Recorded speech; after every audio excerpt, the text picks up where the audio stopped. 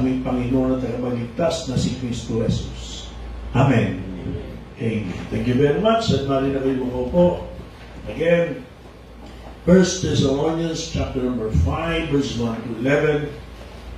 At supposedly ito yung ating pinaka-conclusion, pero ito rin ang ating pinaka-introduction sa ating pong panibagong series, which is actually ay masasabi natin part 2 ng ating natapos na series. No? We're going to start a new series tonight. At ang pamagat po ay what we need to do while awaiting the return of our Lord Jesus Christ. So parang pareho din, di ba? But yung first part ay nakapokus tayo sa pandemic, bagamat tinukonnect natin sa second coming. But this time it is more focused on the second coming of our Lord Jesus Christ and what we're supposed to be doing while we're waiting for the fulfillment of His promise. And we have, for our first serving sa series na ito, ay po 1 Thessalonians chapter number 5, verses 1 to 11. But of the times and the seasons, brethren, ye have no need that I write unto you, for yourselves know perfectly that the day of the Lord so cometh as a thief in the night. For when they shall say peace and safety, then sudden destruction cometh upon them, as travail upon a woman with child, and they shall not escape. But ye, brethren, are not in darkness, that the day should overtake you as a thief. Ye are all the children of light, and the children of the day. We are not of the night, nor of darkness. Therefore let us not sleep as do others, but let us watch and be sober. For they that sleep, sleep in the night, and they that be drunken in the night. But let us who are of the day be sober, putting on the breastplate of faith and love, and for an helmet the hope of salvation. For God hath not appointed us to wrath, but to obtain salvation by our Lord Jesus Christ, who died for us, that whether we wake or sleep, we should live together with Him. Wherefore, comfort yourselves together, and edify one another, even as also ye do. So what we need to do while awaiting the return of our Lord Jesus Christ and ang ating po preserving ay pamangatan pa natin, we need to be watchful. We need to be continuously watchful. Now, our position when it comes to the second coming of our Lord Jesus Christ ay ating pong pinangawakan na may 2 phases to, no? May 2 parts ito. Yung pong first part ay mas tinatawag po na rapture, and this will take place na in the air, sabi ng Bible. At ito po ay mysterious at hindi po ito pa yung visible return of our Lord Jesus Christ. At yung second phase naman po ay titag na revelation, at ito po yung visual return of the Lord Jesus Christ. The first phase po is for His saints, but the second phase is with His saints. At yan po ay napapagitan lamang ng 7 years Great Tribulation period. So that's our belief, that's our position. And yet, when we study the Bible, we need to be very, very careful kung ang tinutukoy po ay yung second phase o yun ay tungkol po sa first phase. Kaya po nagkakaroon ng confusion regarding these two. And yet, we cannot blame them because yung first and second phase, they are so connected and they are in some way are similar, only na yun nga po, isa ay visible, at yung isa po ay invisible, isa po in the air, at isa ay magta-touch down dito sa earth, and that will end the Great Tribulation period, or at the end of the Great Tribulation period. Again, that's our position. That's what we believe. We need to be watchful. Napakarami po mga Kristiyano, mga manampalataya, that they are waiting for the return of our Lord Jesus Christ. But not that many, ang masatawag natin, who are watching for the return of Christ our Lord. No? At ang Bible kung ating kung bibigyan pansin ay hindi po tayo tinuturuan o inuutusan to wait for His return. Hindi ba po ang malinaw na katuruan ng Bible is we are to watch for His return. Now, ano po pagkakaibahan nitong dalawang ito? What's the difference between watching and waiting? Waiting and watching. By watching po, ang ating pong ibig sabihin ay pagsubaybay, pagbabantay, at yun nga, pagsubaybay, pagbabantay, pagsubaybay. Okay? Hindi panonood, hindi lang panonood, kundi pagbabantay at pagsubaybay. Yung waiting naman, paghihintay. Now, to illustrate the difference between the two, allow me to give this story. A bunch of Navy men, they were returning from a long voyage in the seas. At habang kanila pong boat ay nag-approach sa shore, yung ito pong mga Navy men ito ay nakita nila yung kanilang mga asawang babae at mga girlfriends ay nandun po sa shore. Nandun po nakahilera, eager to see them again. Eager to see them again. And as the men looked over the crowd of women lined up, the air of excitement and expectancy grew. Pero isa sa mga Navy men ito ay na yung nag-iisa. Lahat po ng mga kasama niya, they found their wives and girlfriends, nagyakapan, naghaligan, at magkakbay na umalis, mauwisan ng mga tahanan. But this one Navy man, his wife wasn't there. Wala yung asawa niya. Kaya isa po labis na nabahala. Iniisip niya na baka may masamang nangyari o mayroong hindi magandang sitwasyon. That's why he headed home at nakita niya may ilaw naman dahil madilim na gabi na may ilaw naman yung kanilang bahay. At sa pagpasok niya sa kanilang tahanan ay napawi yung kanyang pangamba. He was relieved na makita na doon yung kanyang asawa. At yung asawa naman niya ay quickly turned at sinabi sa kanya, "Honey, I've been waiting for you." Ang sagot po ng Navy man ito ay nagpakita ng kanyang disappointment. Sabi niya, the other men's wives and girlfriends were watching for them. That's the difference between waiting and watching. Isang malinaw na pagpapakita ng kaibahan ng dalawa. Siya ay naghihintay dun sa bahay. Kaya ibang inuuna. Pero iba ay iniwanan kung ano man ang kanyang gagawin, tinigil kung ano man ang kanyang pupuntahan, at sila ay hindi na nakaabang, kundi nakasubaybay. Watching for the return of their husband, respective husbands or boyfriends. So that's one of the way to show the difference, illustrate the difference between waiting and watching. At ulitin ko po sa ating introduction na marami pong Kristiyano, okay? Totoong Kristiyano ang naghihintay sa pagbabalik ng ating Panginoong Kristo. Pero marami rin masasabi natin hindi nakasubaybay, nagbabantay, not watching for the return of our Lord Jesus Christ.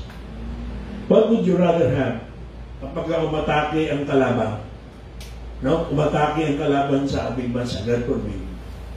Ano yung pipiliin? Someone on guard who is simply waiting for the enemy to show up? Or someone on guard duty who is watching to see if the enemy has showed up. Ano pipiliin natin? I honestly believe na mas maganda yung someone on guard duty who is watching than just waiting for the enemy to come. Watching if the enemy is approaching. Are you still with me? Hello? And that's another great illustration to show the difference between waiting and watching. Okay? With that, nakita natin na it might mean the difference between life and death. Yung tungkol sa pag-atake ng kalaban. So the central idea of our first message sa bagong series na ito is this. Tinuturo sa atin ng Bible that we are to be watching for the return of Jesus and not just waiting for it.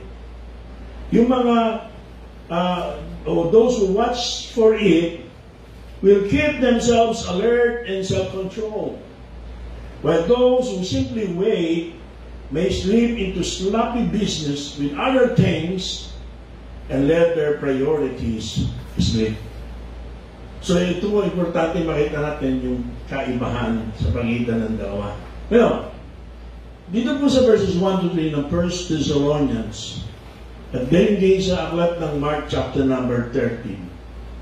Doon po binabanggit yung pangailangan for watchfulness, the need for watchfulness. Take notice again, verses 1 to 3, 1 Thessalonians 5. But of the times and seasons, brethren, ye have no need that I write unto you. For yourselves know perfectly that the day of the Lord shall come as a thief in the night. For when they shall say peace and safety, then sudden destruction cometh upon them, as travail upon a woman with child, and they shall not escape. Now, put a marker sa page na yan, and turn your Bibles please to 2 Timothy chapter 3, verses 1 to 7. Another supporting scripture for this lesson or for this message. 2 Timothy chapter 3, verse 1 to 7. This know also, that in the last days perilous times shall come. For men shall be lovers of their own selves, covetous, boasters, proud, blasphemers, disobedient to parents, unthankful, unholy, without natural affection, truce breakers, false accusers, incontinent, fierce, despisers of those things that are good, traitors, heady, high-minded, lovers of pleasures more than lovers of God, having a form of godliness, but denying the power thereof. From such turn away. For of this sort are they which spring into houses, and lead captive silly women laden with sins, led away with divers lusts, ever learning, and never able to come to the knowledge of the truth. So ano po pinapakita sa atin doon? There's a momentum here. These verses, it combined, speaks of a momentum. And what that momentum is all about. No? This explains why we need to have a watchful attitude. Dahil yung momentum po binabanggit dito ay the momentum of fallen men. Sabi po ng Bible, and this is toward getting worse and worse. Yung momentum na ito ay patungkol sa pagsama at lalo pang pagsama ng tao. Okay? Ng tao. Ng panahon dahil sa pagsama ng tao. At kung hindi po tayo magiging on guard, we might allow ourselves to slip slowly away from a firm commitment to Christ.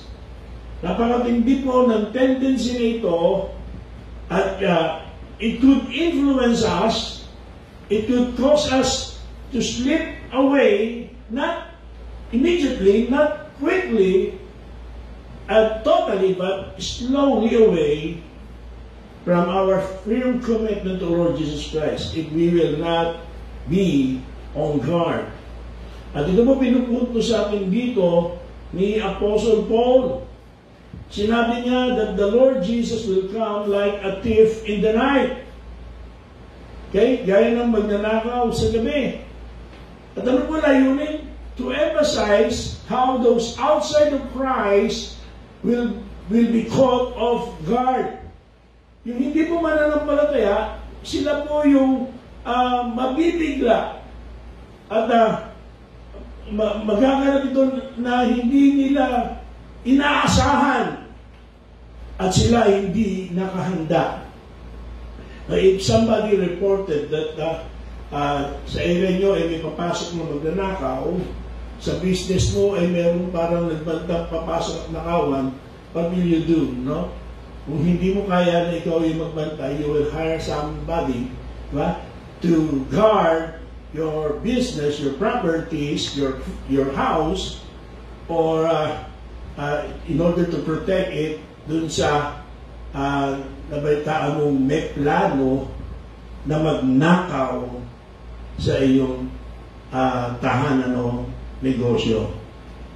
At pero yung walang impormasyon, walang kabatiran o kung binigyan man ng babala ay hindi binigyan pansin at binaliwala, pagmumulat na lamang sa pagdating ng magnanakaw sa kanyang tahanan. At dito yung pagkabigla ay nakapatungkol doon sa mga hindi mananampalataya sa mga huling araw, at they will be caught off guard.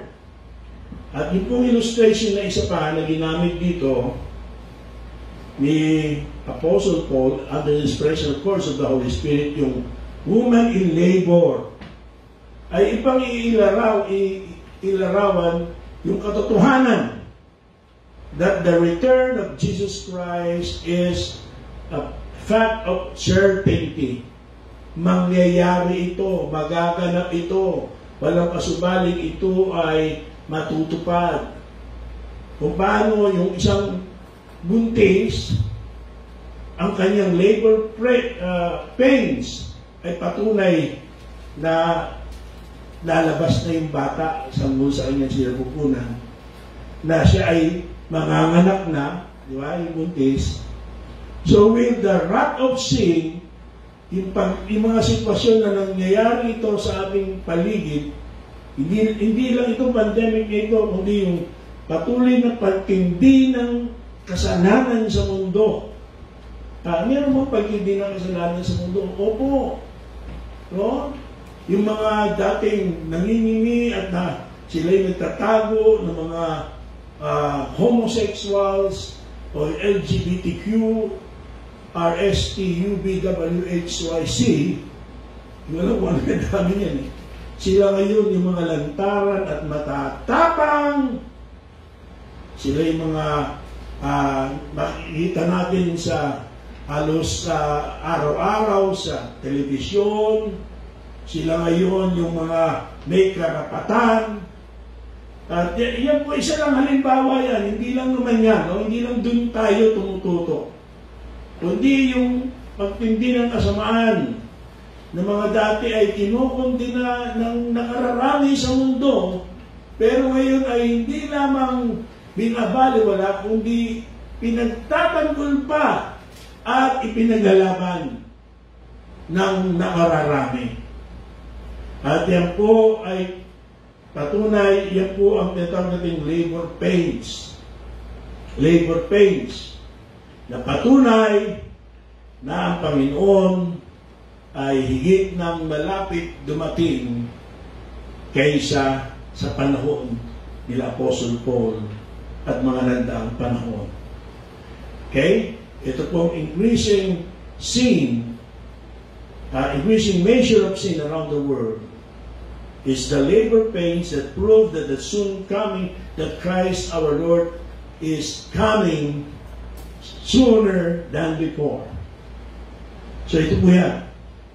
Pero para sa mga believers, they will be caught again off guard by Christ's coming.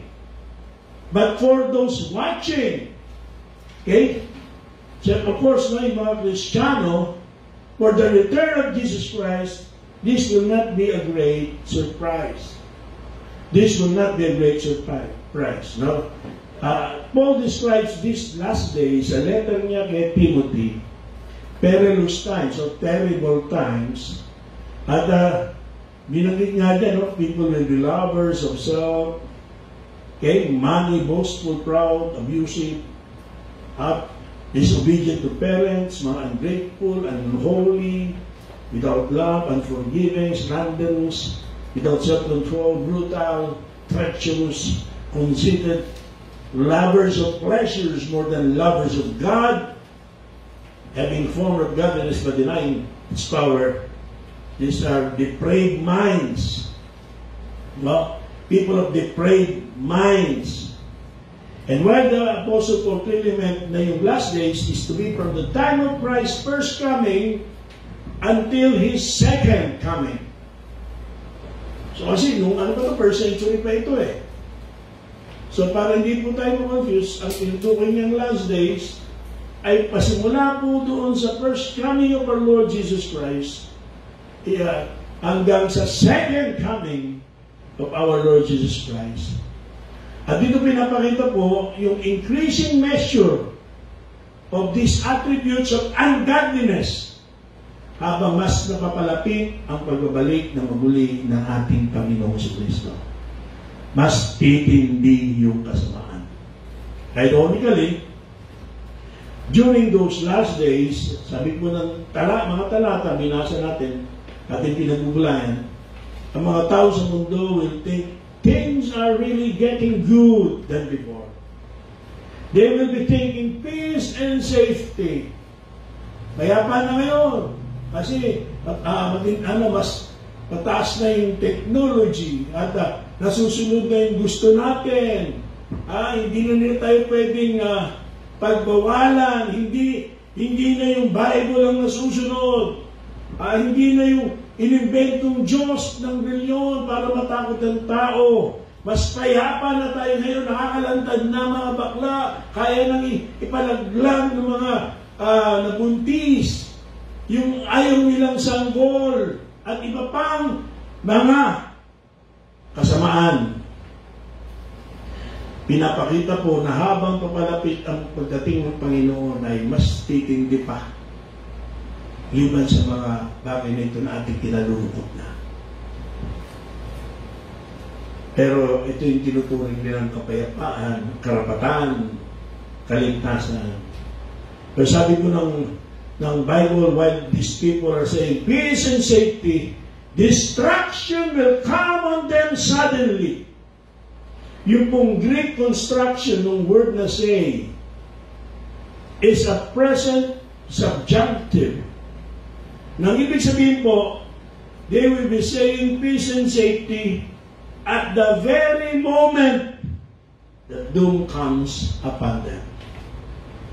So ito po yung momentum, but not the momentum of the the spread of the gospel, not the momentum of a global revival, but the momentum of pagtindi ng kasalanan. Okay? Fallen man will be toward getting worse and worse. And we are not to be ignorant of this. We are not to be on guard, taken off guard. But we are to be on guard on what's happening around us. Now, second, you look at verse number 3, 1 Thessalonians 5:3. For when they shall say peace and safety, then sudden destruction cometh upon them, as travail upon a woman with child, and they shall not escape.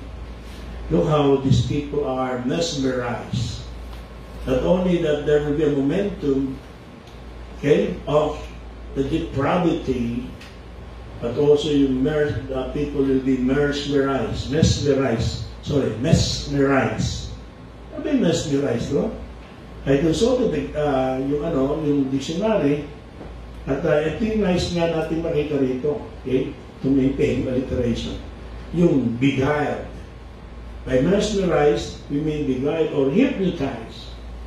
Nadaya, diba? Nadaya at na-control. para papaniwalain sa daya o kasinungalingan. Well, ito po, when the word is saying peace and safety, at ito yung pinapaniwala sa kanila, doom will hit them at that very moment. This word will be called off guard. Balikan natin yung Mark chapter number 13. Now, according to Mark 13, look at your Bibles, okay. We as God's people are called upon, the people of God, rather. At sabi ko yung connection ng first phase at second phase ay masyadong malapit. Kaya, di ba, pag nagkaroon na yung first phase, mangyayari na yung second phase. Di ba, connected yan. 7 years lang ang pagitan. Kaya yung mga warnings dito ay hindi natin pwedeng paghiwalayin kung kahit na ito yung kaugnayan sa second phase. So, dito po, God's people are called upon a number of times, okay, concerning the future, to be watchful, to be alert, so that we will not be deceived. Take heed! Verse 5. Look at verse number 5. The first instance. Take heed. And Jesus answering them began to say, take heed, lest any man deceive you. To take heed or to watch, to be alert, so that we will not be deceived. Verse number 9. But take heed to yourselves, for they shall deliver you up to councils and the synagogues. Ye shall be beaten, and ye shall be brought before rulers and kings for my sake, for a testimony against them. Take heed, verse 23. But take heed, behold, I have foretold you all things. And take heed, sabi sa verse 33. Take heed, watch, and pray, for ye know not when the time is. So, many times, Jesus uses this phrase when telling his disciples about the future time, just before the second coming of our Lord Jesus Christ. In other words, we Christians should never be lulled into complacency. We are to be watchful, always be alert, always taking heed of what's happening around us. Be careful of what we grasp onto, what is important in life. So, kailangan na tayo ay maging maingat. Ano ba yung pinahawakan natin? Di natin mabitiwan na itinuturing natin importante sa buhay. We have to keep watching and don't just grab for this world and lose the blessing, okay, from the next. To the next. And sa mga unbelievers, lose the next. Isa pong halimbawa nito ay isa pong batang lalaki ang nakita na inilusot ang kamay sa isang expensive, very expensive na vase. Ilusot ang kamay. Halikot din, lalaki, batang lalaki, ilusot ang kamay. Nakita nila na tinatry ng bata, alisin ng kamay, pero hindi. At lahat tumulong sa bata para alisin ng kamay. Lahat ginawa nila. Pero naglagay ng sabon, nilagyan ng langis. Nothing work, did work. Nothing, everything did not work, rather. Finally, dahil yung bata umiiyak na, nasasaktan na, ayaw man nila dahil napakamahal ng vase. Napilitan silang basagin yung vase. At nung mabasag yung vase, doon nila tuklasan bakit hindi maalis ng bata yung kanyang kamay. Nakatipon kasi ito sa loob. At may hawak-hawak na maliit na barya na nakita niya doon sa vase. Kaya panilusog ng kamay niya. Nakakita ng barya. No? Pero dahil pagdakma niya nun sa barya, nakapigong ng kamay, hindi na kasi yung kamay niya sa butas. Ano po naging kapalit ng maliit na barya? Very expensive na vase. The only thing that the young boys should have done ay bitawan. Makalusot. Hindi mo mabasag yung vase. Nakuha yung picture dito mga. Pwede mo makuha yung point ng gano'n. But the point is very clear. It was the boy continued to make a fist to hold onto that barya in his hand. His hand would not come to the opening. And so a greater treasure was lost through the foolishness of this small child. And let us not be careful and be a fool ourselves like this small child. Let us not be careful not to clutch at lesser treasures of this world at the expense of losing a greater treasure which God has prepared for us. Let us be careful not to clutch at lesser treasures. So those who are watching for the second coming of our Lord Jesus Christ will be less likely to cling to the treasures of this world than those who merely waiting for His return. Brothers and sisters, we are expected to watch and not just wait. And as we watch, we will be very, very careful on what we grab, on what we grasp, okay, on what we cling to, okay, sa bagay ng sanlibutan ito.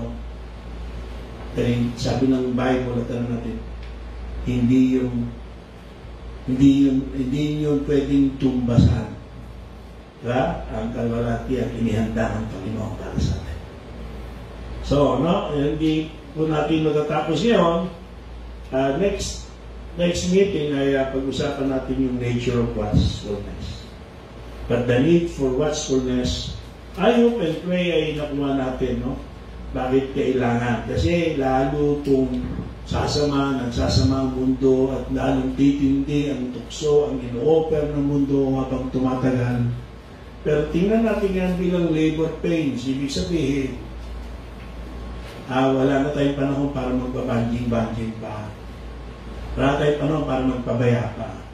We have to grab every opportunity, not worldly and temporal, superficial opportunities, but the best opportunity, and that is the opportunity to serve the Lord faithfully. Okay?